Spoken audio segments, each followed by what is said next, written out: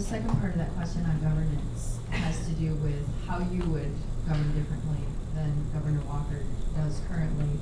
And specifically, if you were in his situation and a few years down the road found yourself as governor and with a Democratic majority, how would you bring everyone to the table, and what would you do differently in terms of leading more collaboratively? Yeah. Well, one of the things a governor needs to do is to want to govern.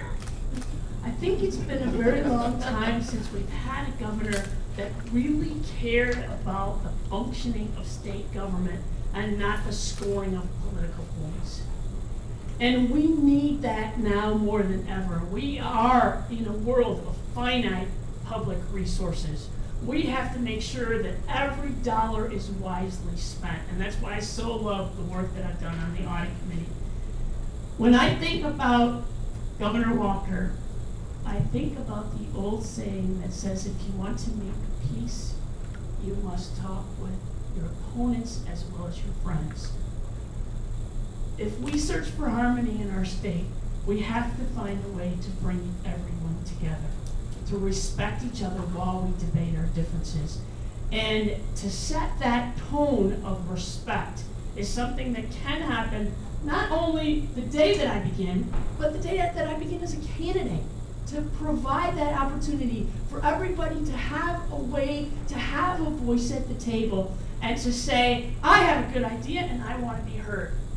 Think about the very difficult problems that our state faces, from the screwed up school funding formula to the problems of no health insurance, to the state budget that is a very difficult time being balanced, to all the mammoth bureaucracy that needs to be streamlined. When I think about the solutions, I think that the wisdom to solving the problems exists among the people of the state.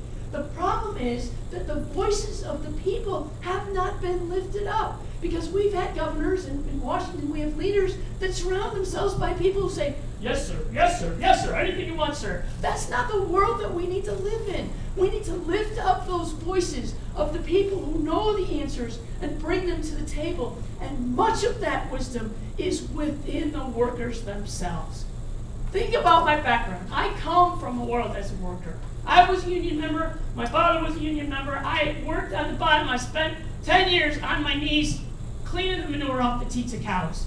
I don't have to go to the school that says be the undercover boss to learn about what's really happening, because I've been on the bottom. I know what it's like. And I know the people that are doing the job, they know the answers if someone would only listen to them.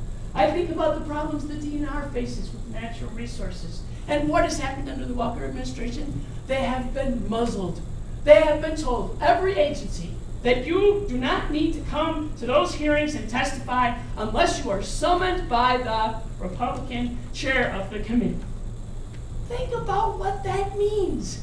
The wisdom to solve the problems of the state exists among the people that have the experience, the education, the technical knowledge, and they've been told to not be a part of the public process.